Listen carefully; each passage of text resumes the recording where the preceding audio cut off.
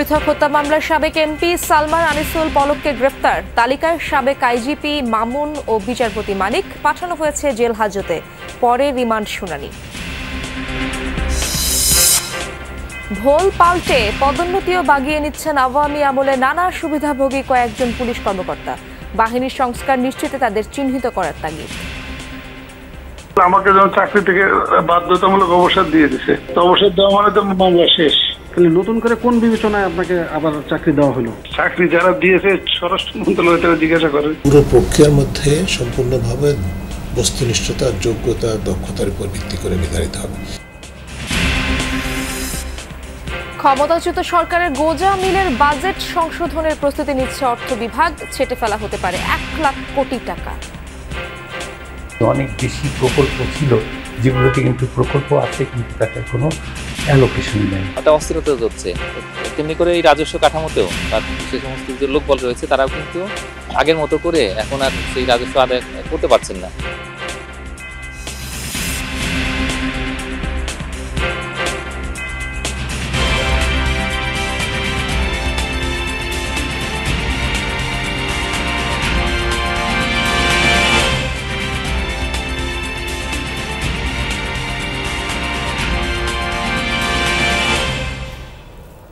আমন্ত্রণ যমুনা নিউজে, আপনাদের সঙ্গে আছি আমি ইশরাত জাহান। এতক্ষণ শিরোনাম দেখছিলেন। নতুন ও পৃথক মামলায় গ্রেপ্তার দেখানো হলো সাবেক প্রধানমন্ত্রীর উপদেষ্টা সালমান এফ রহমান, সাবেক আইনমন্ত্রী আনিসুল হক, জুনায়েদ আহমেদ পলক, সাবেক বিচারপতি শামসুদ্দিন চৌধুরী মানিক, সাবেক আইজিপি আব্দুল্লাল মামুনকে। তাদের জেল হাজতে পাঠানোর নির্দেশ দিলেন আদালত। পরে হবে রিমান্ড শুনানি। সকাল 8টায় কারাগার থেকে তাদের ঢাকার চিফ মেট্রোপলিটন ম্যাজিস্ট্রেট আদালতে নেওয়া হয়। এ সময় বাড্ডা, লালবাগ, আদাবর ও খিলগাঁও থানার 13টি হত্যা মামলায় তাদের গ্রেপ্তার দেখানোর আবেদন করে পুলিশ। শুনানি শেষে মেট্রোপলিটন ম্যাজিস্ট্রেট জাকি আল ফারাবির আদালত তাদের বিভিন্ন মামলায় গ্রেপ্তার দেখানোর আবেদন মঞ্জুর করেন। সাবেক এমপিরা 7 থেকে 10 দিনের রিমান্ডে ছিলেন। পুলিশের সাবেক আইজিও ছিলেন পুলিশি হেফাজতে, কিন্তু মঙ্গলবারই ভারতে অনুপ্রবেশের মামলায় গ্রেপ্তার হওয়া সাবেক বিচারপতি মানিক জামিন পান সিলেটের আদালতে। সন্ধ্যায় হেলিকপ্টার যোগে তাকে আনা হয় ঢাকায়। সাবেক স্বরাষ্ট্রমন্ত্রী আসাদুজ্জামান খান কামালের বাসায় তল্লাশি চালিয়েছে যৌথ বাহিনী। রিমান্ডে থাকা ছেলে শাফি মোদ্দাসির জ্যোতিকে নিয়েই চালানো হয় তল্লাশি। অভিযান চালিয়ে বাসভবন থেকে বিলুপ্ত প্রায় প্রাণীর শিং, চামড়া উদ্ধার করা হয়। সন্দেহভাজন আরও 4 জনকে লাখখানেক টাকাসহ আটক করা হয়। গভীর রাতে সাবেক স্বরাষ্ট্রমন্ত্রী আসাদুজ্জামান কামালের মণিপুরি পাড়ার বাসায় অভিযান পরিচালনা করে যৌথ বাহিনী। রিমান্ডে থাকা ছেলে জ্যোতির দেয়া তথ্যের ভিত্তিতেই এ তল্লাশি দাবি পুলিশের।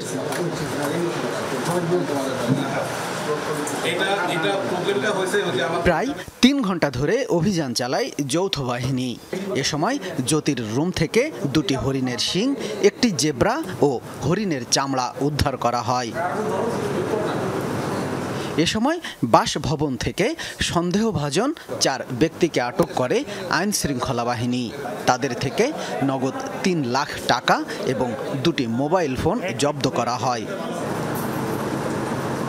অভিযানে নেতৃত্ব দেয়া তেজগাঁও জোনের এডিসি শাইরুল কবির বলেন, আটককৃতদের বিরুদ্ধে তেজগাঁও থানায় চুরির মামলা করা হবে। এছাড়া অস্ত্র ও মাদক মামলায় জ্যোতিকে জিজ্ঞাসাবাদের জন্য 2য় দফায় রিমান্ড চাওয়া হবে আদালতে। অভিযান করা অবস্থায় উক্ত আসামির ঘর থেকে অবৈধভাবে এই 3টে জিনিস আমরা উদ্ধার করি, অর্থাৎ হরিণের চামড়া, হরিণের শিং এবং জেব্রার চামড়া, এগুলো উদ্ধার করি। উদ্ধার করার পরে পরবর্তীতে আমরা জানতে পারি যে বাহির থেকে হলো 3 জনের কাছ থেকে 4 জনের কাছ থেকে এগুলো টাকা এবং উদ্ধার হয়। সেটা নিয়ে আলাদা একটা মামলা তেজগাঁও থানায় রুজু হচ্ছে। আশুলিয়া থানার একটি হত্যা চেষ্টা মামলায় গ্রেফতার জ্যোতি 4 দিনের রিমান্ডে আছেন, যা আজই শেষ হবে। শামীম রেজা, যমুনা নিউজ, ঢাকা। আওয়ামী সরকারের আমলে যেসব পুলিশ কর্মকর্তা নানা সুবিধা ভোগ করে গড়েছেন সম্পদের পাহাড়, তারাই এখন ভোল পাল্টেছেন। নানা অপরাধে চাকরিচ্যুত কর্মকর্তারা নিজেদের সুবিধা বঞ্চিত দাবি করে 5 আগস্টের পর বাগিয়ে নিয়েছেন পদোন্নতি। খোদ পুলিশ বাহিনীর মধ্যেই এ নিয়ে চলছে তীব্র সমালোচনা। বিশ্লেষকরা বলছেন, সব আমলে সরকারের কাছের লোক হতে চাওয়াদের চিহ্নিত করতে না পারলে পুলিশে কার্যকরী সংস্কার অসম্ভব। আইনশৃঙ্খলা বাহিনীর সমালোচিত সেসব কর্মকর্তাদের নিয়ে আব্দুল্লাহ তুহিনের ধারাবাহিকের আজ থাকছে প্রথম পর্ব।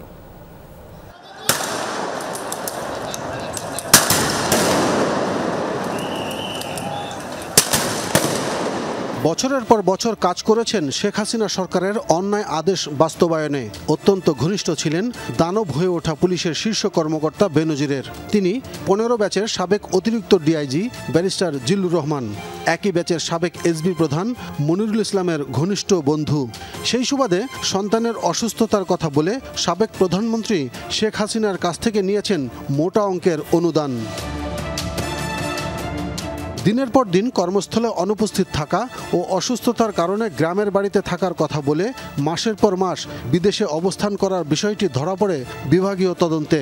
এছাড়াও ক্ষমতার অপব্যবহার, প্রতারণা সহ একের পর এক অপরাধের কারণে বরখাস্ত হয়েছিলেন 2021 সালে।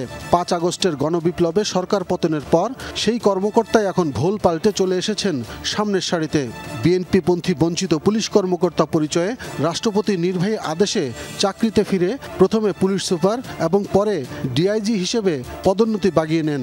এমনকি বিএনপির এক শীর্ষ নেতার ঘনিষ্ঠ হওয়ায় ব্যারিস্টার জিল্লুর বদলি ও পদোন্নতি পেয়েছেন বলেও প্রচার চালাচ্ছেন। আমার নামে বিভাগীয় মামলা থাকলে আমাকে যেন চাকরি থেকে বাধ্যতামূলক অবসর দিয়ে দিছে। তো অবসর দেওয়া মানে তো মামলা শেষ। অনুপস্থিতির বিষয়টা যেটা প্রমাণিত হয়েছিল, আপনি বেতন ভাতা দিয়েছেন না বলে বিদেশে গিয়েছেন, এই ধরনের এগুলো কি সব কি ডিসমিস হয়ে গেছে? ওই কারণেই তো আমাকে চাকরি থেকে ডিসমিস করলো। তাহলে নতুন করে কোন বিবেচনায় আপনাকে আবার চাকরি দেওয়া হলো?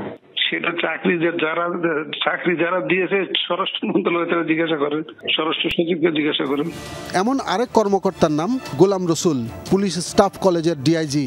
সবশেষ বঙ্গবন্ধু কর্নার নির্মাণ, বঙ্গবন্ধু বন্দনা, পুলিশ গবেষণা ও উন্নয়নে বঙ্গবন্ধু সেন্টারের প্রস্তাব তৈরি করেন নিজ উদ্যোগে।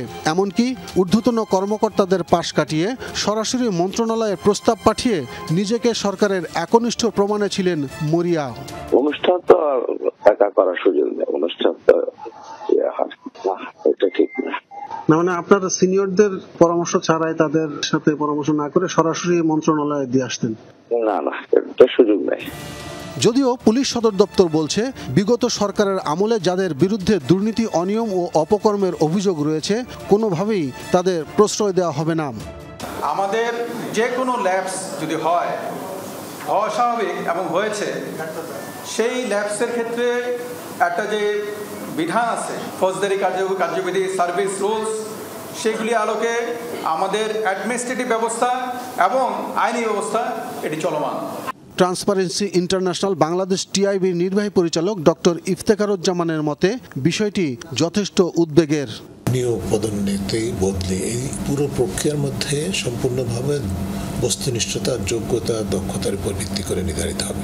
এখানে পরিচয়, কে কোন জেলা থেকে আসছে, কার কোন রাজনৈতিক আনুগত্য বা কার পরিবারের কোন ধরনের রাজনৈতিক সংশ্লিষ্টতা ছিল বা ছিল না, এই ধরনের বিবেচনায় যদি পুলিশের মতো প্রতিষ্ঠানে নিয়োগ হয়, তাহলে সেটা কিন্তু আমরা যেই সংস্কৃতি থেকে সরে এসে নতুন বাংলাদেশের কথা ভাবছি, প্রত্যাশা করছি, ছাত্র জনতা যে আলো দেখাচ্ছে, স্বপ্ন দেখাচ্ছে, সেখানে সেই স্বপ্ন পূরণ কিন্তু সম্পূর্ণভাবে দুলিশাত হবে।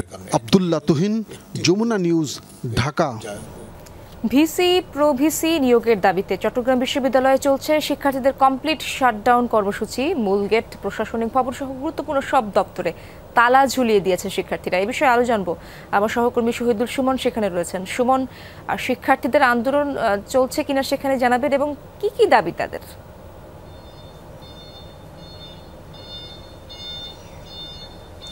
ইশরাত, গতকাল রাত থেকে কিন্তু তাদের যে কমপ্লিট শাটডাউন, সেই কর্মসূচির অংশ হিসেবে তারা বিভিন্ন দপ্তর, মূল ফটকে তালা দিয়েছে এবং সেটি এখনো পর্যন্ত রয়েছে। আমরা যতটুকু জানি, বিশ্ববিদ্যালয় থেকে কোনো শিক্ষক বাস কিংবা কর্মচারীদের জন্য যে বাসগুলো রয়েছে সেগুলো কিন্তু বিশ্ববিদ্যালয় থেকে বের হয়নি এবং ফলে যারা কর্মকর্তারা রয়েছেন তারাও কিন্তু বিশ্ববিদ্যালয়ে আসতে পারেনি। ফলে অফিসগুলো কিন্তু আসলে বন্ধ রয়েছে। সব মিলিয়ে যে অবস্থা সেটি হচ্ছে যে, যেহেতু বৈষম্য বিরোধী ছাত্র আন্দোলনের যারা শিক্ষার্থীরা রয়েছেন তাদের দাবির মুখে গত 12ই আগস্ট বিশ্ববিদ্যালয়ে উপাচার্য উপ উপাচার্য দুজন রয়েছেন, তারা আসলে পদত্যাগ করছেন। তারপর থেকেই বিশ্ববিদ্যালয় এখনো পর্যন্ত কোনো উপাচার্য কিংবা উপ উপাচার্য নিয়োগ দেয়নি। আমরা গত বেশ কয়েকদিন আগে আসলে সামাজিক যোগাযোগ মাধ্যমে একটি বিষয় হয়েছে যে রাজনীতি বিজ্ঞান বিভাগের একজন অধ্যাপককে বিশ্ববিদ্যালয়ের ভিসি হিসাবে নিয়োগ দিয়েছেন, এরকম একটি খবর আসলে ছড়িয়ে পড়েছে, কিন্তু সেটির প্রজ্ঞাপন এখনো পর্যন্ত জারি হয়নি। সব মিলিয়ে এই যে শিক্ষার্থীরা বলছেন যে দীর্ঘ 1 মাসেরও বেশি সময় ধরে বিশ্ববিদ্যালয়ে ভিসি নিয়োগ হয়নি, ফলে তাদের যে একাডেমিক কার্যক্রম কিংবা প্রশাসনিক কার্যক্রম সবগুলো স্থবির হয়েছে, তারা সেশন জটে পড়ছেন, এই সব মিলিয়ে কিন্তু শিক্ষার্থীদের দাবি হচ্ছে যে সকল বিশ্ববিদ্যালয়ে উপাচার্য নিয়োগ হলো চট্টগ্রাম বিশ্ববিদ্যালয়ের ক্ষেত্রে কিন্তু বৈষম্য কিংবা অবহেলা করা হচ্ছে। সেই দাবিতে কিন্তু আমরা দেখছি বেশ 1 সপ্তাহ ধরে কিন্তু শিক্ষার্থীরা নানা ধরনের কর্মসূচি পালন করছেন। ফলে এখনো পর্যন্ত যেহেতু ভিসি নিয়োগ হয়নি, ফলে শিক্ষার্থীরা তাদের যেই দাবি সেই দাবির পক্ষে কিন্তু তারা এখন কঠোর অবস্থান নিচ্ছে। এই ঘোষণা কিন্তু শিক্ষার্থীরা আগেই দিয়েছিলেন যে যারা দ্রুত সময়ের মধ্যে ভিসি প্রভিসি নিয়োগ না হলে তারা কিন্তু কঠোর কর্মসূচি যাবে। সেই প্রেক্ষিতে কিন্তু শিক্ষার্থীদের যে কমপ্লিট শাটডাউন সেটি আসলে চলমান রয়েছে এবং ফলে যে একাডেমিক কার্যক্রম যেহেতু ভিসি নেই সেক্ষেত্রে আগে থেকে বন্ধ ছিল, প্রশাসনিক যে কার্যক্রমগুলো চলছিল সেটিও আসলে এই কমপ্লিট শাটডাউনের কারণে বন্ধ রয়েছে। এবং শিক্ষার্থীরা আসলে বলছেন যে যেসব জায়গায় তারা দিয়েছেন সেটি আসলে নতুন উপাচার্য এসেই আসলে খুলবেন, তার আগে কোনোভাবেই এই তালাগুলো আসলে খোলার কোনো সুযোগ নেই। শিক্ষার্থীরা 11টায় মূল ফটকের সামনে বিশ্ববিদ্যালয়ে এখানে অবস্থান নেবে এবং এখান থেকেই তারা তাদের যে পরবর্তী কর্মসূচি সেটি তারা ঘোষণা করবে। ধন্যবাদ সুমন আপনাকে। গোপালগঞ্জের মুকসুদপুরে বিদ্যুৎ সংযোগ বিচ্ছিন্নের ঘটনাকে কেন্দ্র করে 2 পরিবারে হলো ব্যাপক বিরোধ। মঙ্গলবার রাতের ওই সংঘর্ষে প্রাণ হারিয়েছে 1 জন, আহত 5। উপজেলার মহিষতলী গ্রামে হয় এই ঘটনা। পুলিশ জানায় বিদ্যুৎ সংযোগ বিচ্ছিন্ন করাকে কেন্দ্র করে সুদীপ ও মিলন মণ্ডলের মধ্যে কথা কাটাকাটি হয়। এক পর্যায়ে 2 পরিবার এবং তাদের স্বজনরা লাঠি নিয়ে সংঘর্ষে জড়িয়ে পড়ে। এ সময় সতীশ রায় নামে একজন সংঘর্ষ ঠেকাতে গেলে পেছন থেকে তার মাথায় আঘাত লাগে। আহত অবস্থায় হাসপাতালে নেওয়া হলে চিকিৎসকরা তাকে মৃত ঘোষণা করেন। এদিকে ঘটনার পর থেকে অভিযুক্তরা পলাতক।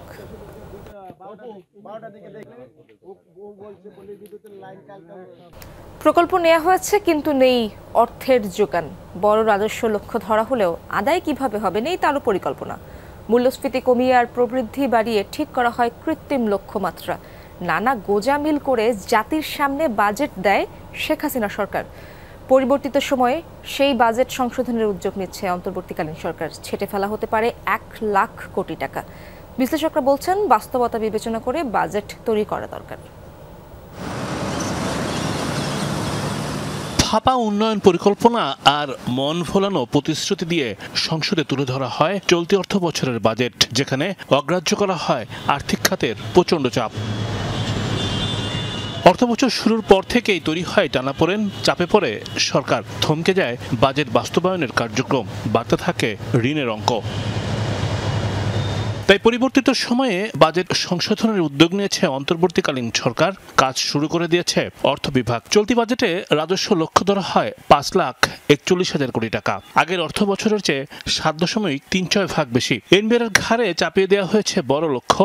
অভিযোগ আছে নানা সুপারিশে বড় বড় প্রতিষ্ঠানের কর ছাড় দিয়ে রেখেছে আগের সরকার। পরিবর্তিত সময়ে রাজস্ব লক্ষ্য যৌক্তিক পর্যায়ে নিয়ে আসা হবে। রাজস্ব বাজেটে কিন্তু প্রচুর পরিমাণ অপচয় আছে। এই অপচয়টাকে কমিয়ে আনলে কিন্তু আমাদের রাজস্ব বাজেটটা অনেক বেশি মনে হয় উৎপাদনশীল হবে। এখন পুরো জায়গাতে যেমন একটা অস্থিরতা চলছে, তেমনি করে এই রাজস্ব কাঠামোতেও বা সে সমস্ত যে লোকবল রয়েছে তারাও কিন্তু আগের মতো করে এখন আর সেই রাজস্ব আদায় করতে পারছেন না। তো ব্যবসায়ীরা সহযোগিতা করছে না, কারণ ব্যবসায়ীদের কিন্তু অনেক ক্ষতি হয়ে গেছে এই সময়টাতে। বার্ষিক উন্নয়ন কর্মসূচি বা এডিপি নিয়েও উঠেছে প্রশ্ন।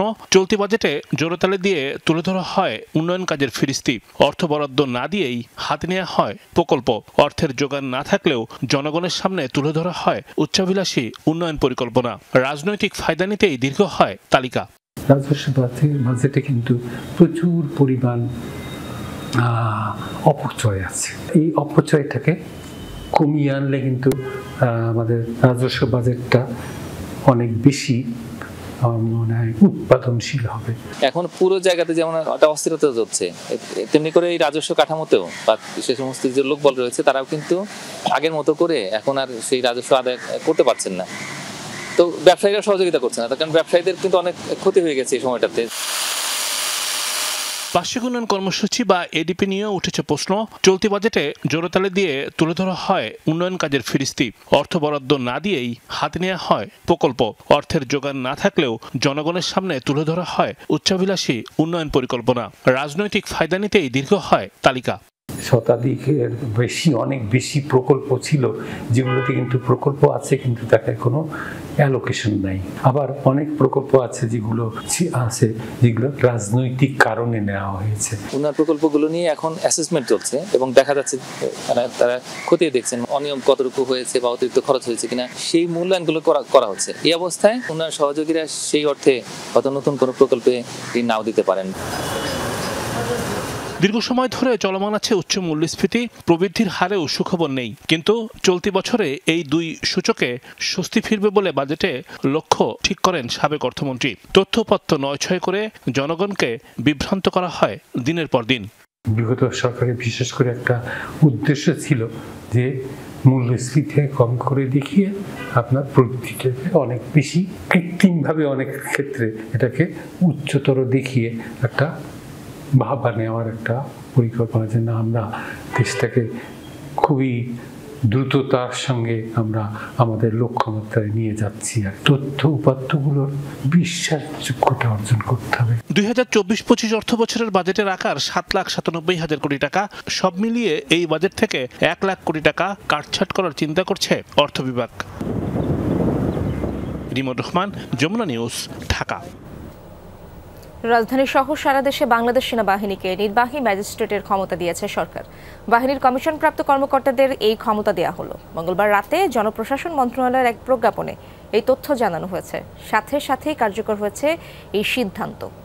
আগামী 2 মাস এই সিদ্ধান্ত বলবৎ থাকবে। প্রজ্ঞাপনে বলা হয়, ফৌজদারি দণ্ডবিধি 1898-এর 12 ক এবং 17 নম্বর ধারা অনুযায়ী সেনাবাহিনীর কমিশনপ্রাপ্ত কর্মকর্তাদের নির্বাহী ম্যাজিস্ট্রেটের ক্ষমতা দেওয়া হয়েছে। আরও বলা হয়, ফৌজদারি দণ্ডবিধি 1898-এর 64, 65, 83, 84, 86, 95-এর খ, 100, 105, 107, 109, 110, 126, 127, 128, 130, 133 এবং 142 ধারা অনুযায়ী সংঘটিত অপরাধের ক্ষেত্রে সেনা কর্মকর্তারা তাদের বিচারিক ক্ষমতা প্রয়োগ করতে পারবেন। কোটা সংস্কার আন্দোলন ঘিরে ঢাকা সহ সারা দেশে সংঘর্ষ ছড়িয়ে পড়লে 19 জুলাই রাতে সেনাবাহিনী মোতায়েন এবং কারফিউ জারি করেছিল তৎকালীন সরকার। কিন্তু ছাত্র জনতার গণ অভ্যুত্থানে 5 আগস্ট হাসিনা সরকারের পতন হয়। 3 দিনের মাথায় 8 আগস্ট শান্তিতে নোবেল জয়ী ডক্টর মোহাম্মদ ইউনূসের নেতৃত্বে অন্তর্বর্তী সরকার গঠিত হয়। কুষ্টিয়া 4 আসনের সাবেক এমপি সেলিম আলতাফ জর্জকে গ্রেপ্তার করা হয়েছে। রাতে রাজধানীর লালমাটি এলাকা থেকে তাকে আটক করে গোয়েন্দা পুলিশ। সেলিম আলতাফ জর্জের বিরুদ্ধে কুষ্টিয়া ও ঢাকায় একাধিক হত্যা মামলা রয়েছে। তারই একটিতে গ্রেপ্তার দেখানো হয়েছে তাকে। আজই আদালতে তুলে রিমান্ড চাইবে পুলিশ। সেলিম আলতাফ কুষ্টিয়া 4 আসন থেকে 2018 সালের 11 জাতীয় সংসদ নির্বাচনে আওয়ামী লীগের মনোনয়নে প্রথমবার এমপি নির্বাচিত হন, কিন্তু দ্বাদশ নির্বাচনে তিনি পরাজিত হন। যান্ত্রিক ত্রুটির কারণে বন্ধ আছে আগারগাঁও থেকে মতিঝিল পর্যন্ত মেট্রো রেল চলাচল। এই বিষয়ে আরো জানবো, আমার সহকর্মী আশিক মাহমুদ সেখানে রয়েছেন। আশিক, কি অবস্থা দেখছেন যাত্রীদের এবং যাত্রীদের ভোগান্তির চিত্র তো আপনার চোখে পড়ছে, সেই বিষয়েও জানাবেন আমাদের। এই মুহূর্তে আমি আগারগাঁও মেট্রো স্টেশনের নিচে রয়েছি। আপনি যদি একটু বলি যে হঠাৎ করেই উত্তরা থেকে মতিঝিল পর্যন্ত যে মেট্রো যাত্রা সেটি কিন্তু বন্ধ হয়ে যায়। অর্থাৎ আগারগাঁও পর্যন্ত মেট্রো রেল চলাচল করছে, আগারগাঁও থেকে মতিঝিল পর্যন্ত যে দ্বিতীয় সেটের যে মেট্রো যাত্রা সেটি কিন্তু যান্ত্রিক ত্রুটির কারণে বন্ধ আছে। এতে করে যেটি হয়েছে, উত্তরা থেকে যে সকল মানুষ, অফিসগামী মানুষ যারা উত্তরা থেকে মেট্রো রেলে উঠেছিল মতিঝিল বা মতিঝিল ফার্মগেট বা কারণ বাজার যারা নামবে, তারা কিন্তু বাধ্য হয়ে আগারগাঁও নামতে হয়েছে। এর ফলে যেটি হয়েছে যে আগারগাঁও স্টেশনের নিচে অসংখ্য মানুষের ভিড় জমে গেছে এবং তারা কিন্তু সবাই পায়ে হেঁটে যার যার নিজ নিজ গন্তব্যে রওনা হয়েছে। কারণ এত মানুষ আসলে একসাথে আগারগাঁও স্টেশনে নেমেছে, এতে করে যেটি হয়েছে যে মেট্রো স্টেশনে এক ধরনের জটলা তৈরি হয়েছে, ভিড় জমে গেছে এবং মেট্রো স্টেশনের নিচে কোনো ধরনের গাড়ি বা যানবাহন পাচ্ছে না যাত্রীরা। এতে করে যারা স্কুলগামী বা অফিসগামী যারা মানুষ তারা কিন্তু সবাই পায়ে হেঁটে যার যার নিজ নিজ গন্তব্যে পৌঁছাচ্ছে। সব মিলিয়ে একটু বলতে চাই যে আসলে হঠাৎ করেই এই ঘোষণাটি দেওয়া হয় মেট্রো কর্তৃপক্ষ থেকে যে মেট্রো যান্ত্রিক ত্রুটির কারণে মতিঝিল অংশের যে মেট্রো যাত্রা সেটি বন্ধ হচ্ছে। শুধুমাত্র একটি ফেসে উত্তরা থেকে আগারগাঁও থেকে উত্তরা পর্যন্ত একটি ফেসে মেট্রো চলাচল করছে। এতে করেই আসলে এই ভোগান্তির সৃষ্টি হয়েছে। বিশেষ করে যারা মতিঝিলের যাত্রী, যারা অফিসগামী যাত্রী, তারা আসলে সবচেয়ে বেশি ভোগান্তিতে পড়ছে এবং মেট্রো স্টেশনে এক ধরনের আগারগাঁও স্টেশনে এক ধরনের লোকারণ্য হয়ে গেছে এবং আমরা লম্বা লাইনও দেখতে পাচ্ছি। ধন্যবাদ আপনাকে আশিক। বিগত সরকারের প্রভাবশালী এমপি উপদেষ্টা সাবেক বিচারপতি আইজিপিকে তোলা হয়েছিল আদালতে। নতুন ও পৃথক মামলায় তাদের গ্রেফতার দেখানো হয়। এ বিষয়ে আরো জানবো আমার সহকর্মী ফয়সাল মাহমুদের কাছ থেকে। ফয়সাল, আপনি তো সিএমএম আদালতেই আছেন, শোনা যাচ্ছে গ্রেফতারকৃত সাবেক এমপি বিচারপতি আইজিপির রিমান্ড শুনানি হবে দুপুরে। এজলাসে আজ কি কি হলো আমাদেরকে জানাবেন।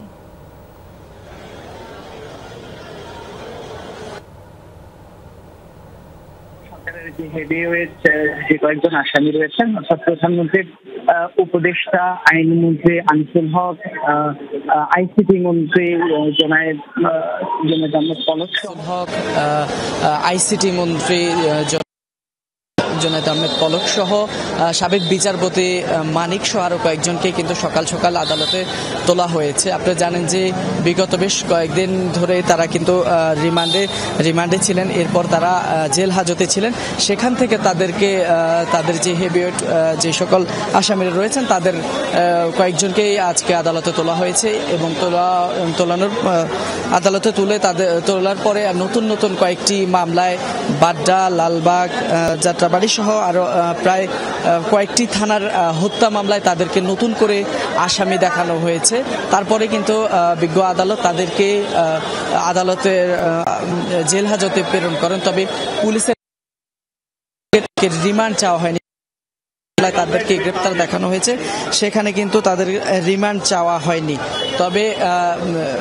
তবে নতুন করে তাদেরকে আমরা যেমনটি শুনছি যে তাদেরকে এর পরবর্তীতে তাদেরকে আবার আদালতে তোলা হতে পারে, সেখানে তাদের রিমান্ড চাওয়া হতে পারে বলে আমরা জানতে পেরেছি। তবে আনুষ্ঠানিকভাবে এখন পর্যন্ত আইনজীবীদের কাছ থেকে আমরা এই বিষয়ে তেমন কিছুই শুনিনি।